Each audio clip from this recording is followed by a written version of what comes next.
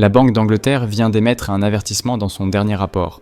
L'environnement de risque autour de l'économie mondiale s'est détérioré et de nombreux facteurs augmentent la probabilité de chocs mondiaux, selon leur avis. Dans les deux cas où cela s'est produit auparavant, les prix des actions ont chuté d'environ 40%. Ce qu'ils disent, c'est qu'il s'agit d'une correction marquée, une manière élégante de dire une crise approche. Dans cette vidéo, je vais révéler les 4 signaux techniques indiquant cette possible crise et des stratégies pratiques pour protéger votre argent. La Banque d'Angleterre publie un rapport sur la stabilité financière chaque trimestre. Le plus récent a délivré un message clair: le risque est élevé.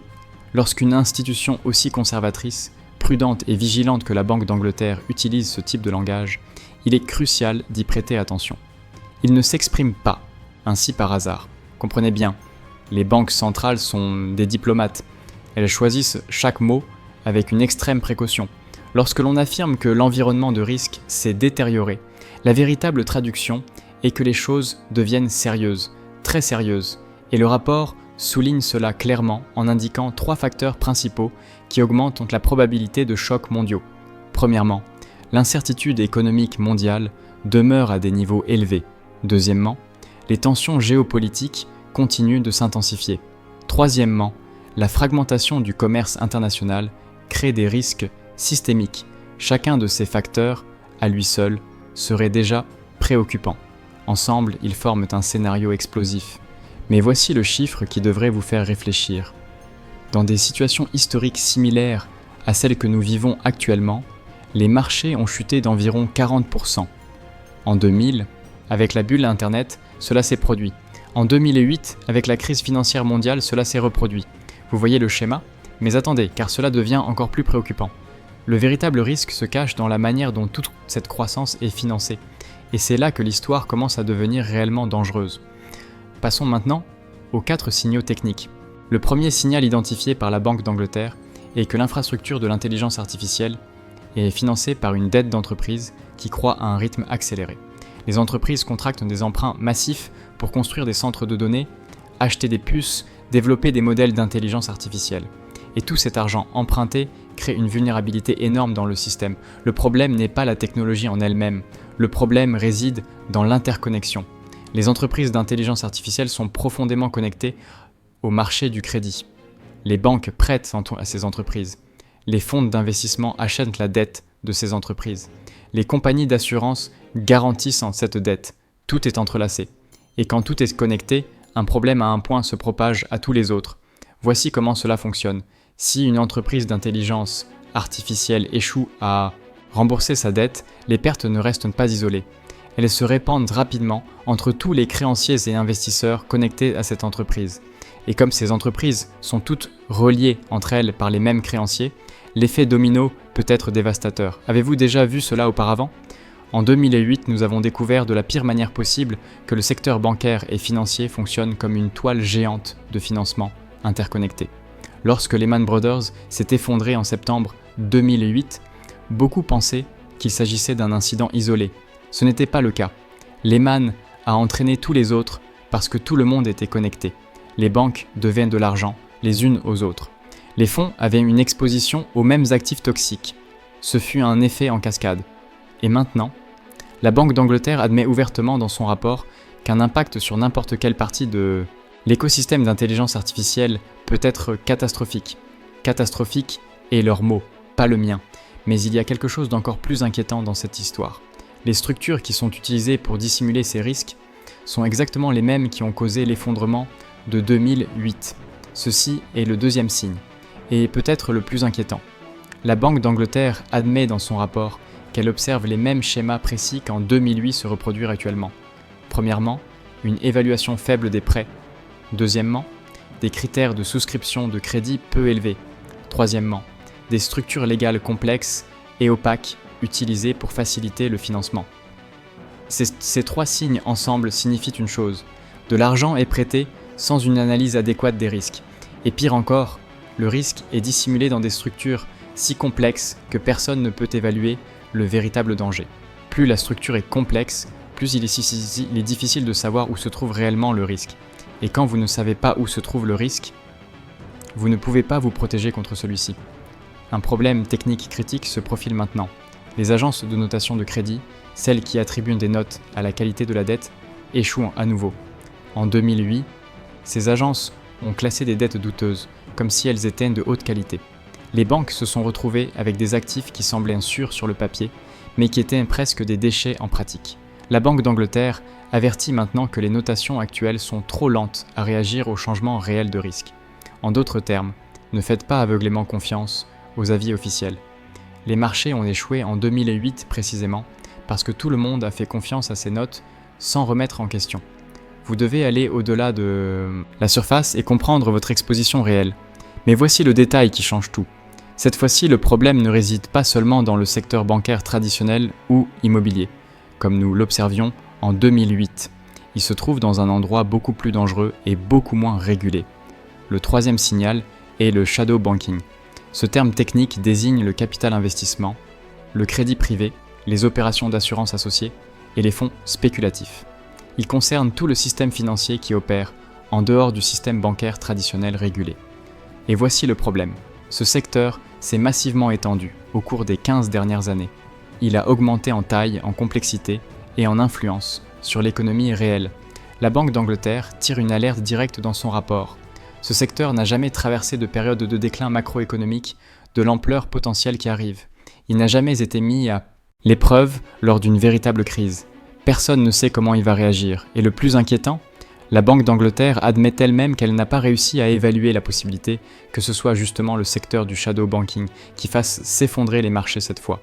Permettez-moi de traduire ce que cela signifie. En 2008, les problèmes concernaient de grandes institutions régulées. Cette fois, le risque se situe en dehors des radars. Il se trouve dans des fonds privés, dans des structures non régulées, dans des opérations qui se déroulent loin des yeux des régulateurs. Et il y a une donnée spécifique qui devrait vous préoccuper. Environ 100 milliards de livres sont engagés dans les marchés des titres de l'État britannique par des fonds spéculatifs, simplement pour tenter de réaliser un profit à court terme. 100 milliards de livres en paris spéculatifs. S'il y a un mouvement brusque des prix de ces titres à cause d'un effondrement de l'IA ou de tout autre choc, personne ne sait ce qui va arriver à ces marchés. Voici le mécanisme que vous devez comprendre. C'est la contamination croisée qui fait littéralement tomber le système. Un problème dans l'IA se propage au crédit corporate. Le crédit corporate contamine le shadow banking. Le shadow banking affecte le marché des titres. Le marché des titres impacte les banques traditionnelles. Tout est interconnecté. Et la Banque d'Angleterre répète dans son rapport qu'elle ne peut pas évaluer l'ampleur du risque, mais qu'elle est pétrifiée par les possibilités. Mais il y a un autre problème critique dans cette équation. Même si les gouvernements voulaient intervenir, ils ont une capacité limitée pour répondre cette fois-ci. Maintenant, abordons le quatrième signal technique. De nombreux gouvernements ont déjà des ratios dette sur PIB très élevés. Allemagne, France, Italie, Royaume-Uni, États-Unis. La dette publique a considérablement augmenté au cours des dernières décennies. Et maintenant, ces gouvernements sont sous pression de deux côtés. Le changement démographique signifie davantage de dépenses pour les retraites et la santé. Les dépenses de défense augmentent en raison des tensions géopolitiques. La Banque d'Angleterre arrive à une conclusion préoccupante. La capacité fiscale des gouvernements à fournir un financement au secteur bancaire en cas d'effondrement pourrait être limitée. En d'autres termes, si les banques paniquent comme en 2008, les gouvernements pourraient ne pas avoir d'argent ou de marge politique pour effectuer des sauvetages massifs comme ils l'ont fait auparavant. Et cela amplifie brutalement le risque. Réfléchissez un instant. Si les gouvernements ne peuvent pas secourir le système comme ils l'ont fait en 2008, que se passe-t-il ? Le marché des titres souverains pourrait entrer en choc. Les investisseurs vont remettre en question la capacité des gouvernements à rembourser leurs dettes. Et là, vous avez un scénario combiné dévastateur. Choc des titres souverains, effondrement du crédit et effondrement du marché boursier se produisant simultanément.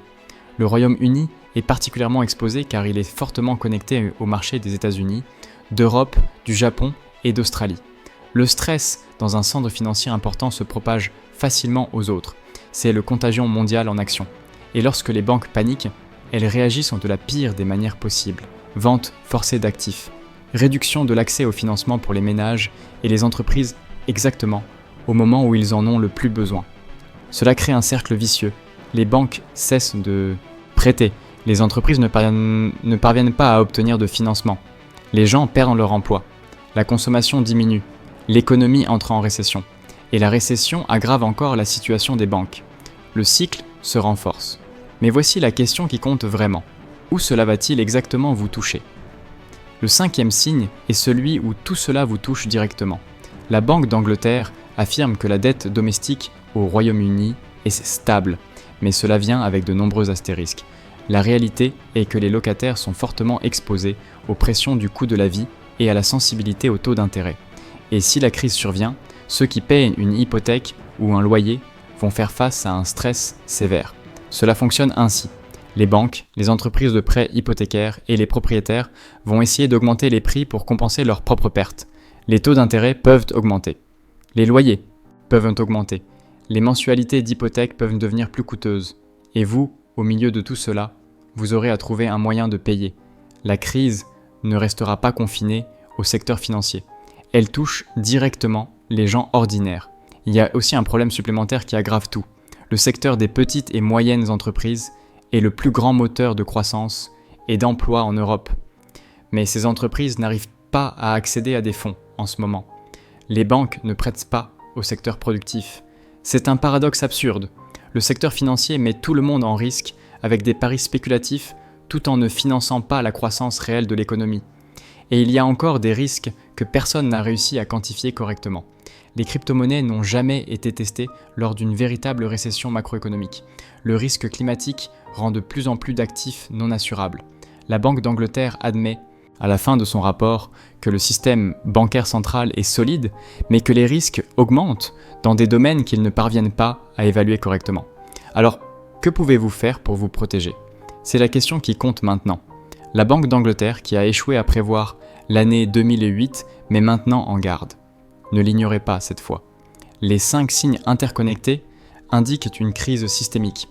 Abonnez-vous à la chaîne et aimez la vidéo pour recevoir plus d'informations sur l'économie mondiale que nous publierons sur la chaîne, ainsi que cette vidéo sur d'autres schémas qui se répètent toujours avant des effondrements financiers qui apparaissent à l'écran. Il vous suffit de cliquer dessus pour regarder. À bientôt.